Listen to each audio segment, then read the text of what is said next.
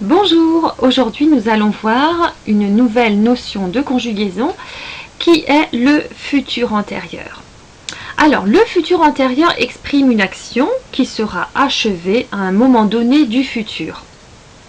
On dit que c'est le passé du futur, c'est-à-dire qu'il va y avoir une première étape qui aura lieu dans le futur antérieur, quelque chose qui se passe avant le futur.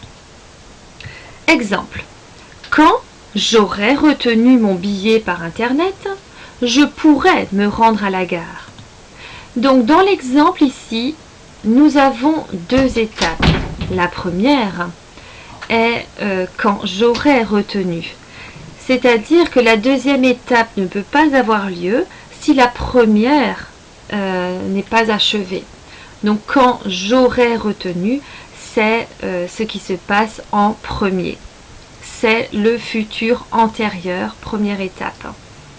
Ensuite, vous reconnaissez dans la suite de la phrase « je pourrais me rendre à la gare ».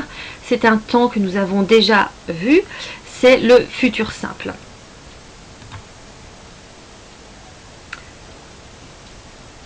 Alors,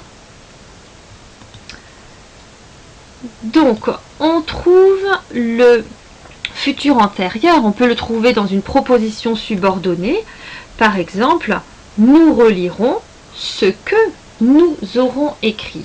Alors, il est intéressant de s'interroger, qu'avons-nous fait en premier? Nous avons écrit quelque chose, d'accord? C'est la première étape. Ensuite, une fois que nous aurons écrit quelque chose, nous pourrons relire. Donc, la première étape, c'est bien nous aurons écrit, c'est un futur qui se passe avant, la deuxième action qui est nous relirons ce que nous aurons écrit. Alors, soit dans les propositions subordonnées, on peut également trouver le futur antérieur dans des propositions indépendantes. Exemple, l'autobus sera parti dans 10 minutes, dans à peu près 10 minutes. Alors, observez bien la formation du futur antérieur. Nous avons deux exemples ici. Nous aurons écrit, l'autobus sera parti. Donc maintenant que nous avons vu l'utilisation du futur antérieur, nous allons voir comment il se forme. Alors voici. On peut utiliser les deux auxiliaires, soit être, soit avoir. Ce qu'il faut retenir, c'est que le futur antérieur se forme à partir de la conjugaison de l'auxiliaire être ou avoir au futur simple. Exemple. Prenons l'exemple du verbe refuser. Refuser se conjugue avec l'auxiliaire avoir. Alors, qu'est-ce que ça va donner? Donc, nous allons avoir j'aurais refusé. Donc, remarquez ici, c'est l'auxiliaire avoir que j'ai conjugué au futur simple. Tu auras refusé, il aura refusé, nous aurons refusé, vous aurez refusé, il ou elle avec un S auront refusé. D'accord? Donc pas vraiment de difficulté. On prend l'auxiliaire être ou l'auxiliaire avoir et on le conjugue au futur simple. Ensuite, nous allons voir un autre exemple de la conjugaison du futur antérieur, cette fois-ci en utilisant l'auxiliaire être. Alors j'ai choisi le verbe rester.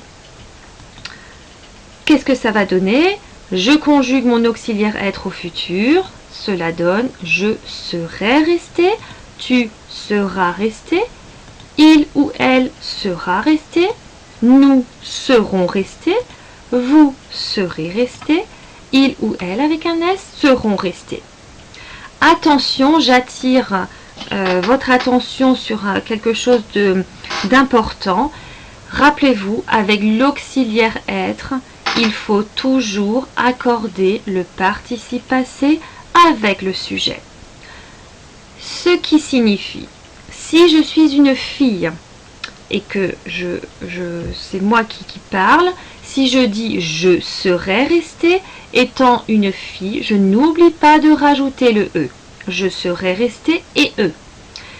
Si par exemple nous avons un groupe de garçons qui parlent, au masculin donc, nous serons restés, dans ce cas-là on va écrire ES.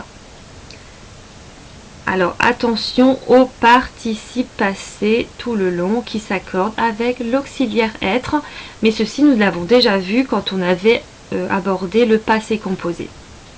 Alors pour résumer, ce qu'il y a à retenir sur le futur antérieur, c'est que on utilise le futur antérieur pour exprimer une action qui a eu lieu dans une première étape, qui s'est déroulée dans le passé. La deuxième chose à retenir, c'est que le futur antérieur se forme à partir de l'auxiliaire être ou de l'auxiliaire avoir que je conjugue au futur simple. Et je rajoute évidemment le participe passé. Voilà, c'est tout pour aujourd'hui. Merci.